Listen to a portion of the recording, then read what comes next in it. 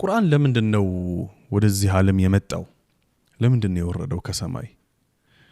በዚህ ልክ አላህ Subhanahu Wa Ta'ala ክብራችሁ፣ ልቅናችሁ፣ ሸረፋችሁ እውነትን ከስህተት እንደው መታበጥሩበትና ማንጸሪያ ሊትመስ ቢፐራችሁ ከዚያም አልፎ ደግሞ ቅናቸውን መንገድ የምታገኙበት በተለያየ መልኩ በጣም የአክብሮት መገለጫ በሆኑ ቃላቶች ይያሽሞነሞነ የሚገልጸው ቁርአን ለምንድነው የመጣው? ኦልሞስት እነዚህ ነገሮች እንድናገኝ ከመሆኑም ባለፈ አሁን የጠቀስኳቸውና ሌሎችም የሱ መገለጫ የሆኑ ነገሮችን እንድናገኝ በህይወታችን እንደነዚህ ነገሮች እንድንላበስ ከመሆኑ ባለፈ ለምንድነው ብላችሁ ብትጠየቁ ለምንድነው ተብላችሁ ብትጠየቁ ምን ብላችሁ ትመልሳላችሁ? ለዚህ መልስ የሚሆን ቁርአን ላይ በጣም ብዙ አያዎችን ሳገላብጥ አንድ ሸህ የተናገሩት ነገር በጣም አጀበኝ። በቀሊል አማና በጣም አጀበኝ። ይህም وكذلك نفصل الآيات ولتستبين سبيل المجرمين የሚለው ነው። ልክ እንደዚህ እኛ አያዎቻችን አልአያት የቁርአን ተአምራት የሆኑ አያዎችን ጠቋሚ የሆኑ አያዎችን ንፈስል ማለት በጣም እናብራራለን ማለት ነው። ኦኬ ለምንድነው ፐርፐዙ? لتستبين سبيل المجرمين አማጺ የሆኑ አደገኛ ፊክራ አስተሳሰብ አደገኛ ነገሮችን የመፈጸም አቅም ያላቸው በአደገኛ በሆነ መንገድ ማለት ነው። በቃ መጃሪም ሙጅሪም የሆኑ ሰዎች መንገዳቸውን ታውቁ ዘንድ አላህ Subhanahu Wa Ta'ala ሁሉ ጊዜ እንደ ኮሚኒቲ ሙስሊሞች ነን እኛ። እንደ ሀገር ደግሞ አቅፋን ያለችው ኢትዮጵያ ናት አይደለ? ለምሳሌ እኛ ከልጅነት ጀምሮ እንግዲህ እኔ ነፍሴን ካወቅኩበት ጊዜ ጀምሮ እቺ ሀገር በቃ ከድህነት ወጣ ፖሊሲዋ እንደዚህ ነው ከችግር ተላቀን ከመሀይምነት ከኋላ ቀርነት ምናምን እየተባለ እየተሰበከን ያው እኛም ዩኒቨርሲቲ ገብተን ወጣን። ይሄው ችግሩ እንደባሰበት ነው። ምንም ያው ነው ምንም ማለት ይሄንን ያመጣውበት ምክንያት መሰላችሁ?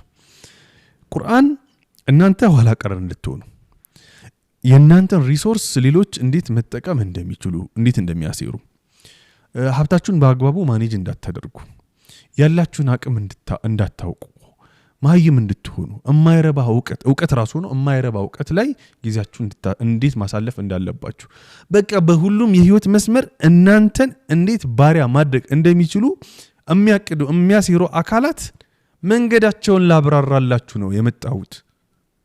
ከዛ እናንተም ታረጋላችሁ እዚህ ጋር አንዴ በጀማ አንዴ በሆነ በሃይማኖት አንዴ በሆነ ምናምን ነገር ጎራ ሰርተ ድንጋይ ተወራወራለህ። ምንድነው እንዴት ኮንሺየስ መሆን ያቀታችኋል? እንዴት ንቁ መሆን ያቀታችኋል? እኔ እኮ የመጣሁበት ፐርፐዝ ይሄንን ላብራራላችሁ ነው። ምንድነው መንገዳቸው? ሙጅሪም የሆኑ ሰዎች ተጠንቀቋቸው። ህይወታችሁ ላይ በሁሉም ህይወት መስክ ማለት ነው ፖለቲካሊ፣ ኢኮኖሚካሊ፣ ሶሻል ኢሹ ላይ ኤጁኬሽን አማናካና ትዳር ሁሉም ነገር ላይ እናንተን ስኬት ላይ እንዳትሆኑ ለስኬት እንዳትበቁ በቃ ሁሌም ሴራዎች ይሰራሉ። ስንፍናችሁ ምናምናችሁ እንዳለ ሆኖ ይሄንን ግን ታልፉ ዘንድ እኔ ካልጠቆምኳችሁ በቃ መጫወቻ ሆናችሁ ነው የምትቀሩት ነው ይያለ ያለው አላህ Subhanahu Wa Ta'ala። የኔ የመጣሁበት ከሰማይ እኮ ወደ ምድር የመጣሁበት ግብ አንደኛው نفصل الآيات ولتستبين سبيل المجرمين ነው የሚለው። ስለዚህ አሁን ካለንበት 1001 የችግር ማአት ውስጥ ለመውጣት ከፈለገን የመጀመሪያው ቁርአን የሚጠቁመን ነገር እዚህ ችግር ውስጥ እንድንገባ የሚያደርጉን አካላት ችግር ውስጥ እንድንዘፈቅና ከችግሩ እንዳንወጣ የሚነድፏቸውን የሚያቅዷቸውን ነገሮች በደንብ ማጤን ነው። ምንድነው የሚደረግብኝ የሚታቀድልኝ የሚለውን አንደርስታንድ ሳታደርግ ከችግር መውጣት አትችልም። ኦኬ የሆኑ ለምሳሌ የሆኑ አጀንዳ ሲራገብ ለምንድነው የተራገበው ይሄ ነገር? ማን ነው ከዚህ ጉዳይ የሚጠቀመው? ከጀርባው ያለው ማን ነው ብሎ የማየት አቅምን ቁርአን ይሰጣል። at the same time ያብራራዋል ጭምር ነው ያብራራዋል። ስለዚህ ቁርአን የመጣው ለዚህ ግብ ነው ይላልና በዚህ መልኩ ቁርአንን የማየት የማስተዋል በዚህ መልኩ የማስተንተን ለዚህ ጉዳይ ጊዜ የመስጠት ግዴታ አለብን ያ ጀማዓት الخير ይህን በጣም አንደርስታንድ ማድረግ ይፈልጋል إنهم يكيدون كيدا وأكيد كيدا وإن كان مكرهم لتزول منه الجبال حق لا እንዳትሆን ينفقون أموالهم ليصدوا عن سبيل الله كان لليت ማለት የሚበጀተውን በጀት እንኳን እኛ አናቅም والله عجيب እኮ ነው ቁርአን ሁሉ በየትኛው መስክ ጥሩ ህይወት እንድንኖር ነው ሐያትን طيبة እንድንኖር ነው አይደል ሚሻው የቁርአን ግቡ ይሄ ነው አይደል ሐያትን طيبة ህይወታችን ላይ እንዳንኖር የሚበጀተው በጀት ينفقون أموالهم ليصدوا عن سبيل الله እንኳን አይገባንም ይሄ እንኳን አይገባንም ያ ጀማዓት الخير እዚህ ቁርአንን በዚህ መነጽር ማየት በጣም ኢምፖርታንት ነው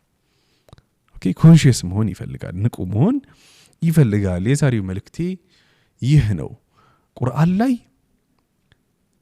ሰዎች በህይወታቸው ስኬታማ እንዳይሆኑ ተቃራኒ አካላት ምን ያደርጋሉ የሚለውን እስኪ ጉግልም አድርጋችሁ የተለያዩ ኤአይ አማራጮችንም ጠይቃችሁ ለማየት ሞክሩ በጣም ብዙ በጣም አጂብ የምትሏቸው ነገሮች ይገለጡላችኋል በዚህ አበቃለሁ።